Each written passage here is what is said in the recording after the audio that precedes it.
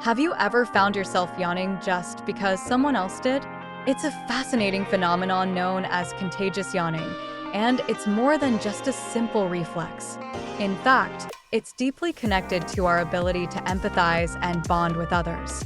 When we see someone yawn, our mirror neurons in the brain fire up, mirroring their actions as if we were yawning ourselves. These mirror neurons play a crucial role in empathy, allowing us to understand and share the feelings of others.